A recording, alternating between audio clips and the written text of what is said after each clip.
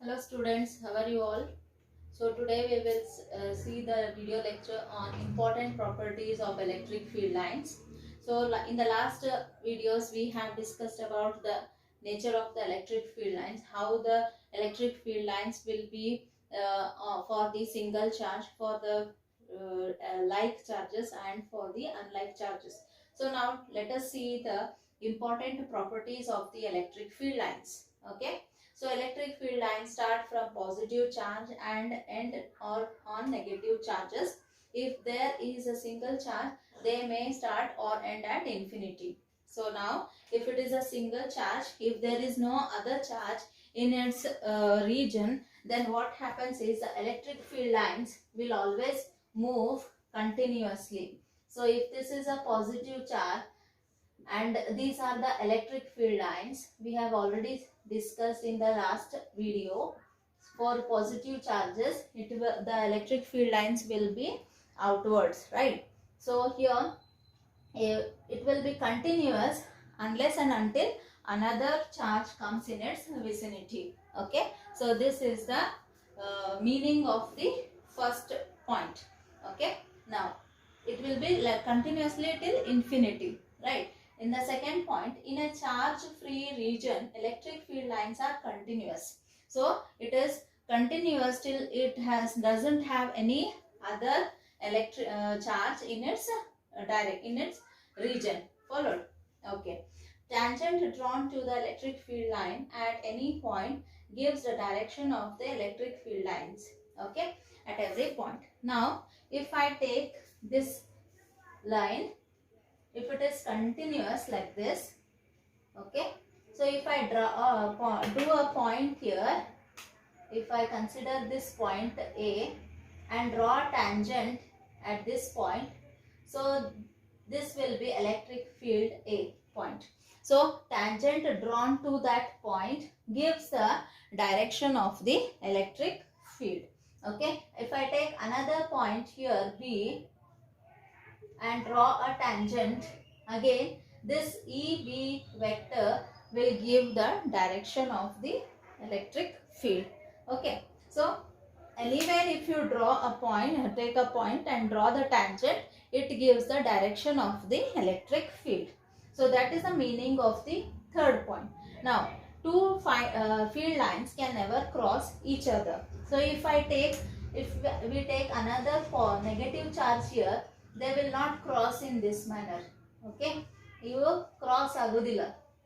Okay, but what will happen is, as sorry, this is inwards, right?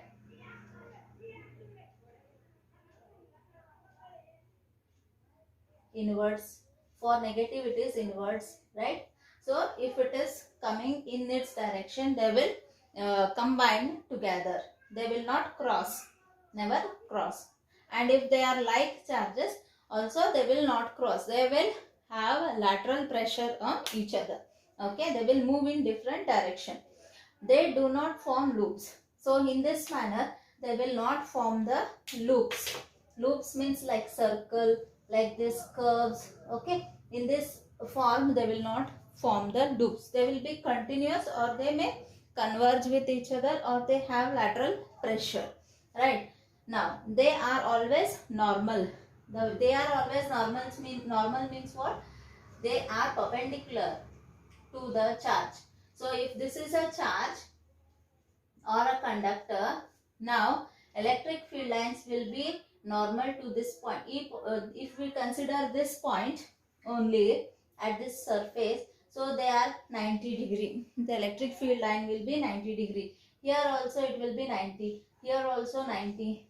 That means at every point and every single point, whatever closer their electric field will be, they will be 90 degree, or they will be normal to the surface, okay, of the conductor or the charge.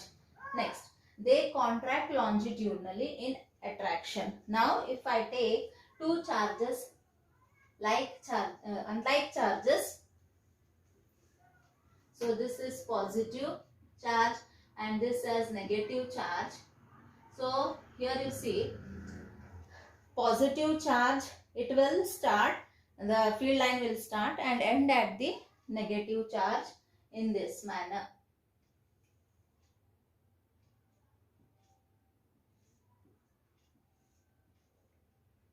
Yes, they will be like they want to converge with the negative charge, and this also it will have this direction negative.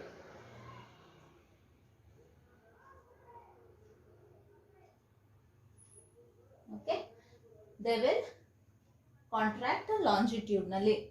Yes, now in repulsion what happens is they exert lateral pressure. So if it is positive, and here also if it is positive charge, they will exert lateral pressure.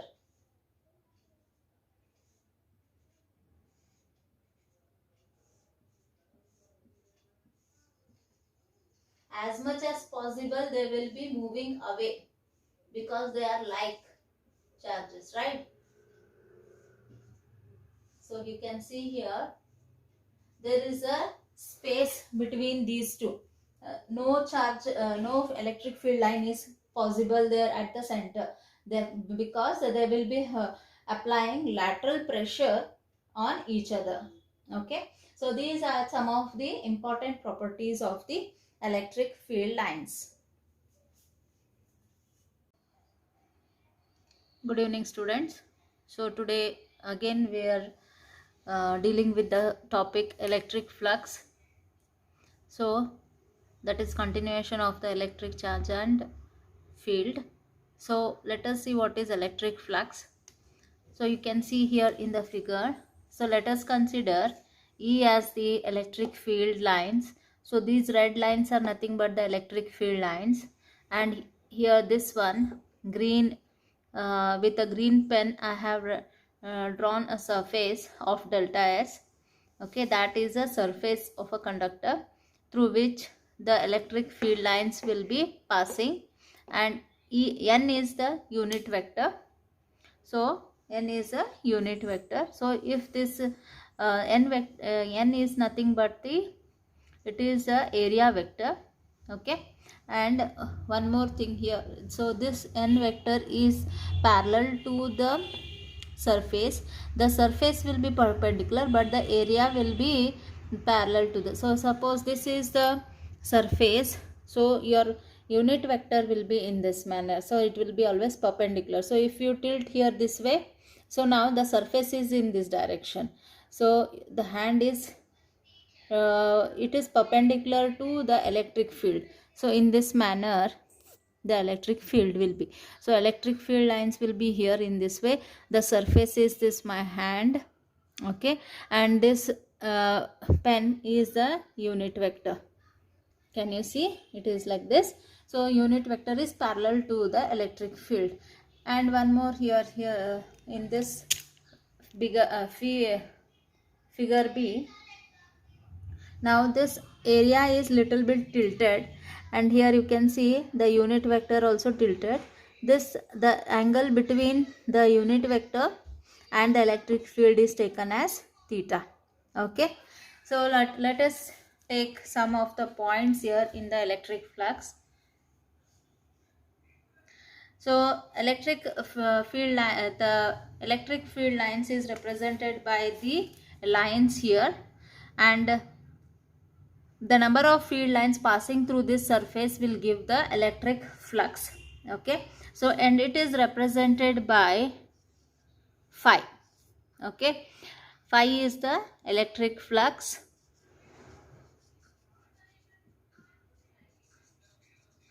Okay, and delta S we have taken here the surface area element,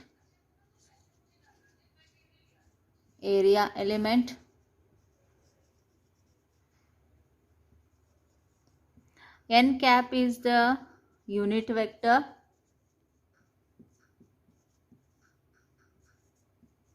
perpendicular to the area element.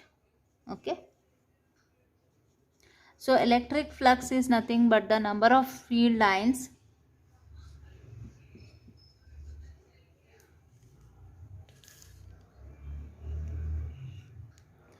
electric field electric flux is defined as the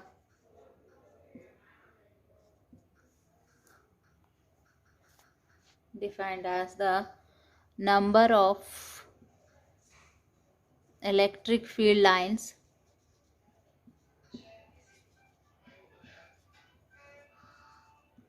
passing through the surface.